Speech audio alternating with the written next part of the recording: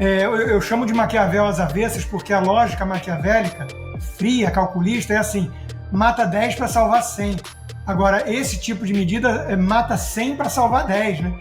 Porque você pune o país ao longo do tempo e torna ele um pária internacional. O acordo secreto e diabólico de Moraes para destruir um senador da República.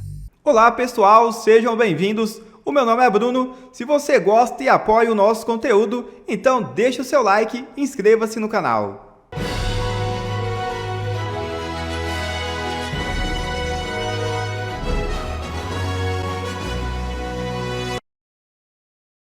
Governo teme sanções dos Estados Unidos por condenação de Bolsonaro. É isso mesmo.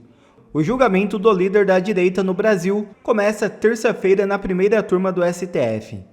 Diante da iminência do julgamento do ex-presidente Jair Bolsonaro e a inclinação por parte dos ministros da Suprema Corte em condená-lo, o governo Lula está temeroso quanto à possibilidade de novas sanções impostas pelos Estados Unidos, de acordo com a CNN Brasil. O julgamento de Bolsonaro começa nesta terça-feira, a partir das 9 horas, na primeira turma do Supremo Tribunal Federal, sob a relatoria do ministro Alexandre de Moraes, já sancionado pelo governo Donald Trump via Lei Magnitsky. Apesar de subir o tom contra a Casa Branca e autorizar na última quinta-feira que o Itamaraty acione a Câmara de Comércio Exterior para iniciar consultas, investigações e medidas com vistas à aplicação da Lei da Reciprocidade Econômica contra os Estados Unidos, como resposta ao tarifaço de 50% que atinge setores e produtos brasileiros, Lula sabe que a luta contra a maior economia do planeta é inglória. Há uma série de especulações sobre os formatos de sanções que serão impostos por Trump a autoridades brasileiras, em caso de condenação do ex-presidente Jair Bolsonaro. Mas há consenso de que as punições virão e não serão brandas. Bom, de que maneira o governo americano vai acompanhar esse julgamento que começa na próxima terça-feira, a gente não sabe, mas o governo Lula já está projetando uma nova leva de sanções dos Estados Unidos, motivada pelo julgamento do ex-presidente Jair Bolsonaro no STF. Além disso, nos últimos dias, o Lula começou o processo que pode levar à aplicação da lei de reciprocidade econômica contra os americanos em resposta ao tarifaço contra produtos brasileiros exportados para os Estados Unidos. O governo Trump já foi avisado sobre o início do processo. O Lula quer adotar medidas para os setores de óleo e gás, farmacêutico e agrícola. Entre as alternativas discutidas está a suspensão de direitos de propriedade intelectual, o que poderia incluir a quebra de patentes de medicamentos e defensivos agrícolas, algo que eu acho que a gente pode chamar de pirataria, né? Se o objetivo é abrir diálogo com os Estados Unidos, como afirma o governo brasileiro, né, da boca para fora, o caminho parece realmente muito torto. Enquanto isso, Gilmar Mendes, do STF, ele segue atuando como uma espécie de ministro do governo Lula. Negociações comerciais, elas podem se fazer e se fazem a toda hora. Agora, tentar envolver nesta sexta o papel institucional do país, a independência do judiciário, ou seja lá o que for, como seria impróprio que nós, por exemplo, exigíssemos nas negociações que fossem reveladas as pessoas que estão na chamada Epstein Files, né, nos Estados Unidos. Não faz sentido algum, nós não temos nada a ver com, ou que quiséssemos mudar a jurisprudência sobre aborto nos Estados Unidos, isso não faz o menor sentido. Ô Silvio, e a nossa imprensa não vê isso, né? A gente tem o tempo inteiro, é difícil você ter um dia em que não haja um ministro do Supremo falando de política, se metendo em política, falando fora dos autos, ou como a gente já mostrou aqui, antecipando o resultado de um julgamento, porque a gente sabe, a informação veio de dentro do gabinete do Alexandre de Moraes, de que ele quer mandar o Bolsonaro para Papuda, e quer mais, ele quer formar na Papuda uma ala golpista. E os coleguinhas estão aí calados, não vem problema absolutamente nenhum, e a gente sabe muito bem que a atuação político-partidária de ministro do Supremo, ela pode ser punida com impeachment. Antes, só, Lacombe, fazer um parênteses aqui que o Augusto Nunes sempre faz, que é cada vez que o Gilmar Mendes tenta falar com um sotaque português, ou que ele tenta imitar o jeito dele, né? Estou a falar na sexta, e cada vez ele não percebe o quão patético é, e, ademais, é bom que ele aproveite Lisboa, porque acho que o Gilmar Palusa pode ser que esteja nas suas últimas edições, né? Que é o maior lobby jurídico do planeta, que ele patrocina em Portugal. Acho que pode estar perto do fim por conta de sanções que vão chegar em relação a ele dos Estados Unidos. Olha, tem acho que um aspecto, eu tenho insistido nisso e vou reafirmar aqui mais uma vez. O ministro Alexandre de Moraes, hoje, ele vai além. Eu não sou psiquiatra, mas conheço alguns psiquiatras, vocês também, deve ter alguns do outro lado da tela, ou que tem na família, ou como amigos. O ministro Alexandre de Moraes, ele hoje extrapola, ele transborda aquilo que podemos chamar de uma mente perturbada, uma mente que vai dobrar a aposta o tempo inteiro, até o final, que quer se vingar, que sempre olha para uma situação e pergunta: como eu posso machucar mais? Como eu posso apertar mais, humilhar mais? O caso dos agentes do quintal da casa do presidente Jair Bolsonaro é isso, é disso que se trata. Tem 2 crianças lá, 2 adolescentes, são mulheres, tem a ex-primeira-dama Michele Bolsonaro lá. Então então vamos colocar homens da polícia lá dentro da casa dele, né, para que as pessoas se sintam intranquilas, para que aquilo gere um desconforto, uma presença hostil dentro da sua casa. Então, eu quero insistir nesse ponto sobre a face da maldade. A maldade que habita almas, que habita o ser humano. Não todos, graças a Deus. Ao Deus que eu guardo, ele eu não sei. Mas a maldade, ela faz com que as pessoas ajam dessa forma, atuem dessa forma.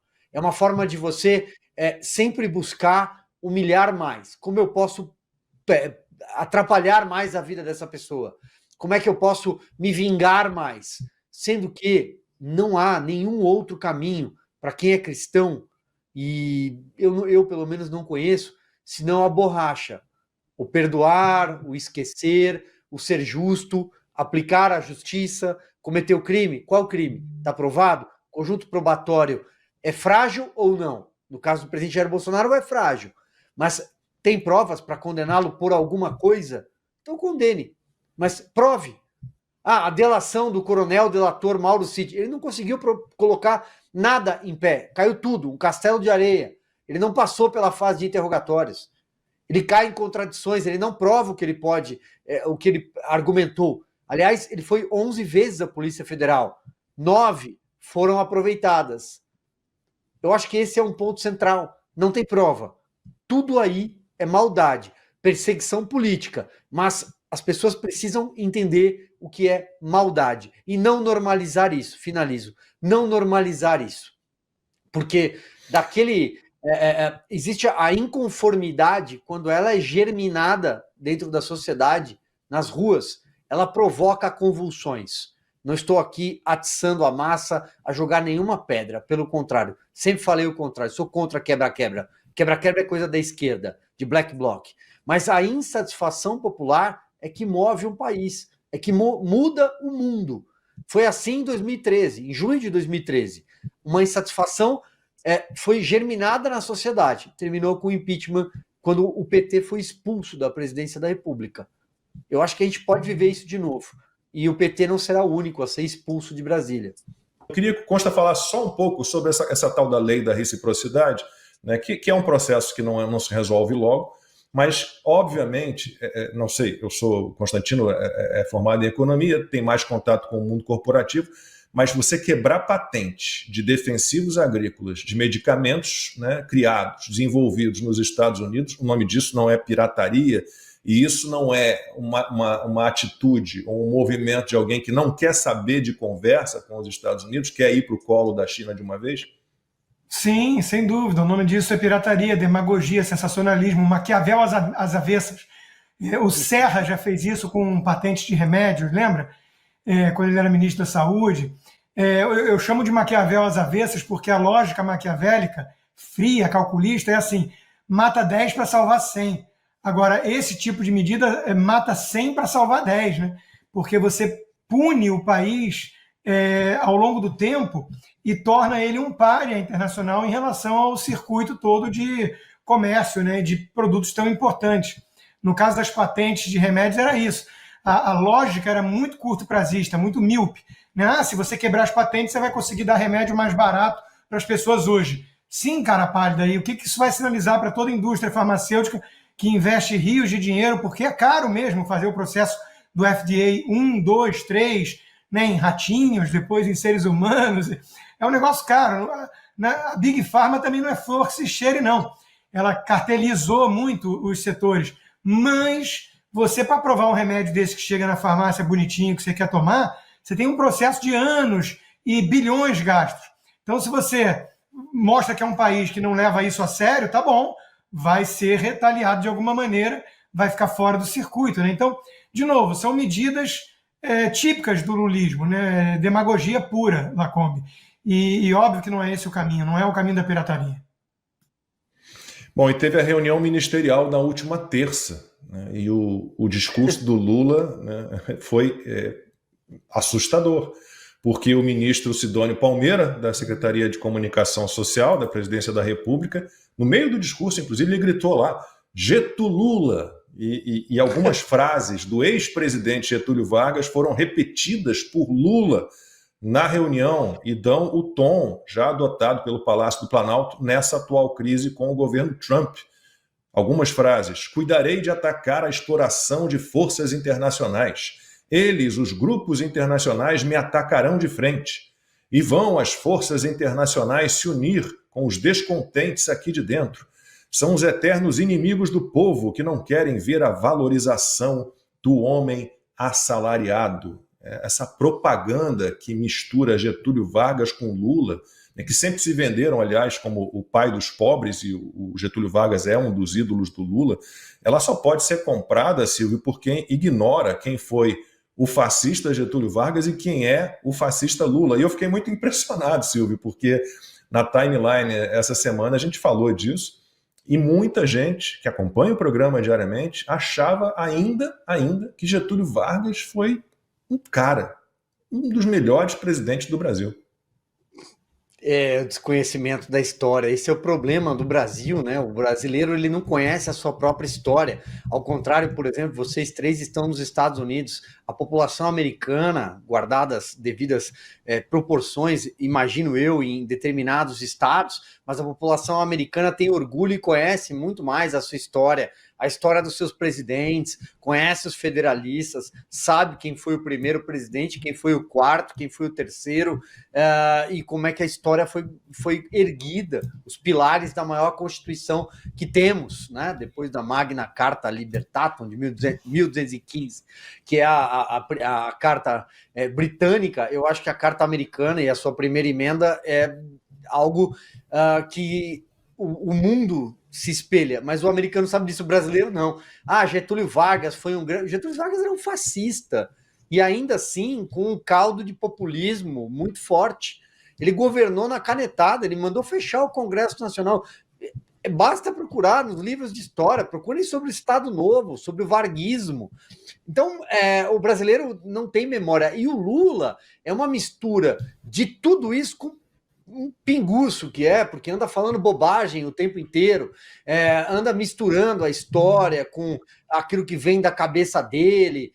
Pois bem, desculpe o meu francês aqui, Lacombe, mas é o fato, é o que nós estamos assistindo, é a pior versão do PT que já passou pela República. Ele consegue ser pior do que a Dilma Rousseff.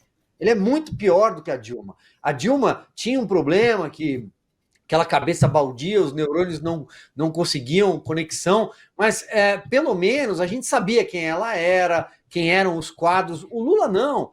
Ele tá colocando o Brasil em risco, numa situação muito complexa. É a pior fase, o pior momento da nossa diplomacia, é um anão diplomático. Coloca o Brasil contra os Estados Unidos da América. Eu não sou de elogiar tucano nenhum, Vocês sabem disso, mas, por exemplo, o Alexandre Schwartzman, que foi dirigente do Banco Central, deu uma entrevista para a Globo News e a jornalista quase caiu da cadeira, né? Que ela perguntou para ele, o que você acha do Brasil, da resposta ao Brasil em relação ao tarifaço? Ele falou, bom, é como um mico brigando com um gorila. O que você acha que vai acontecer?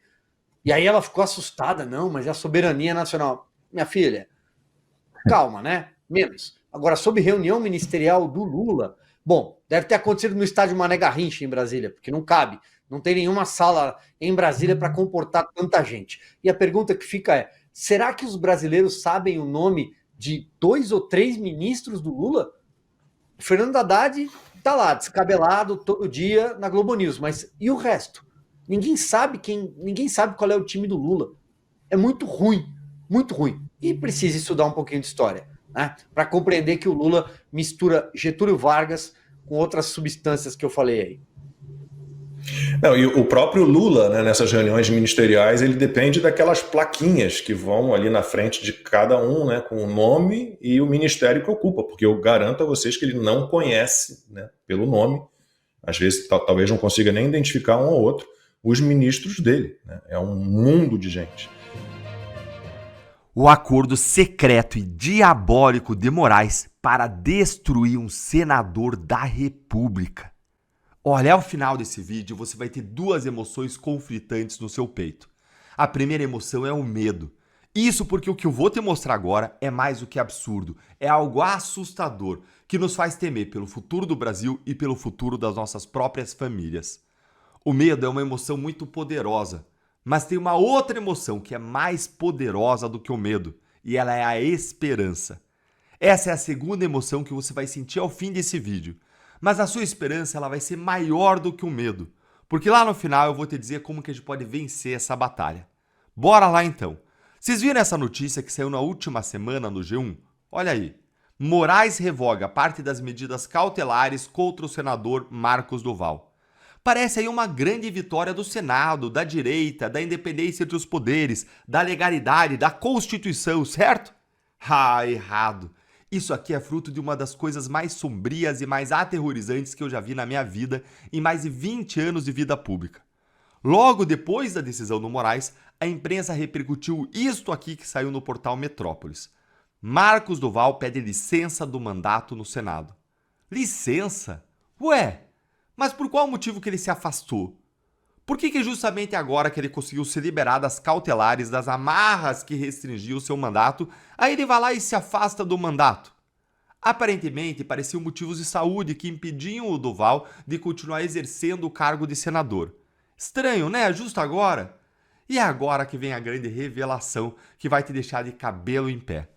Tudo isso aqui é fruto de um grande acordão com o Supremo, com tudo, em que foi negociada uma decisão de um ministro do Supremo em troca de uma contrapartida política do Senado, que foi o afastamento do Marcos Duval do cargo.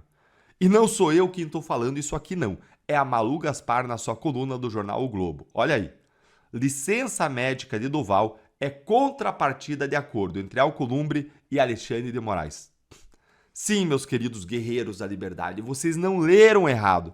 O presidente do Senado entregou a cabeça de um dos seus colegas, um senador da República que ele deveria proteger e defender, para um ministro do Supremo que fez o acordo político em troca de uma decisão judicial. De novo, tudo segundo a imprensa, não sou eu que estou falando. Veja o que a Malu Gaspar disse aqui sobre esse acordo diabólico, eu já vou te explicar por que é diabólico, entre Alcolumbre e Moraes. Os dois tiveram uma reunião secreta no início de agosto para desarmar uma bomba relógio na relação entre o Legislativo e a Corte após a imposição de medidas cautelares contra Duval. Na ocasião, Alcolumbre se reuniu com Moraes, o presidente do STF Barroso, o ministro Fachin, que assume o comando do tribunal no final de setembro, e um grupo de senadores. Os parlamentares deixaram claro que o parlamento poderia impor um constrangimento ao Supremo, votando a derrubada das cautelares determinadas por Moraes. Olha só, Alcolumbre propôs então aos ministros do Supremo uma saída negociada. Duval seria afastado do mandato, seja por suspensão temporária ou possivelmente por meio de uma licença médica, ou o que o senador do Espírito Santo chegou a negar na hora ali peremptoriamente sob o argumento de que não estou doido, E em troca do afastamento do Duval, Moraes retiraria as cautelares. Foi exatamente o que se concretizou nessa sexta-feira. Após a apresentação do pedido de licença médica, Moraes revogou todas as cautelares impostas a Duval. Me diga se pode dar certo em um país em que o presidente do Senado e o ministro do Supremo, que deveriam aplicar a Constituição e a lei, fazem acordos e barganhas em que trocam decisões judiciais por contrapartidas políticas de modo sigiloso, secreto, no escurinho, nos bastidores. Me diz aí nos comentários se tem como dar certo. Tem alguma chance disso aqui chamado Brasil dar certo? O que aconteceu é absolutamente assustador. Ah, Deltan, mas por que você chamou de diabólico? É grave assim? Sim, é grave assim. O diabo também ele te entrega algo, mas em troca da sua vida. Ele te entrega prazeres momentâneos, vantagens desonestas em troca da sua alma. Aqui, o senador está recebendo um alívio imediato, o Senado está recebendo um alívio imediato, mas em troca do mandato dele, em troca da independência do Senado, em troca do Senado, do senador fazer o que ele foi eleito para fazer. Moraes e os outros ministros do Supremo simplesmente subjugaram o Senado, mataram a sua alma, a ponto do presidente do Senado oferecer a cabeça de um dos seus para aplacar a ira dos deuses do Olimpo STF. Vejo que o próprio Moraes, naquele evento do LIDE, em que ele trocou farpas ali com André Mendonça, ele mesmo tinha criticado que estaria buscando acordos em relação ao trabalho do Supremo, provavelmente criticando aí a busca da anistia. Olha aqui, ó. Olha o que o Moraes disse. O respeito se dá pela independência. Um judiciário vassalo, covarde, que quer fazer acordos para que o país momentaneamente deixe de estar conturbado, não é um judiciário independente. E um judiciário do Brasil é independente. Sabe como que chama isso aqui? Suprema hipocrisia. Critica acordos debaixo da luz do sol, mas aí no escurinho vai lá e faz. Depende tudo de interesse, não é princípio, é interesse. É aquilo que beneficia, não é aquilo que é certo. E como eu disse, me dá medo viver num país em que são feitos acordos nos bastidores para cortar e rolar cabeças. E se fazem isso com o senador, imagina o que não fazem com você, comigo, com as nossas vidas, famílias. Dá medo, mas eu preciso falar para você agora da esperança. E a nossa esperança é eleger uma maioria de senadores em 2026 para fazer o impeachment constitucional desses ministros que cometem crimes de responsabilidade.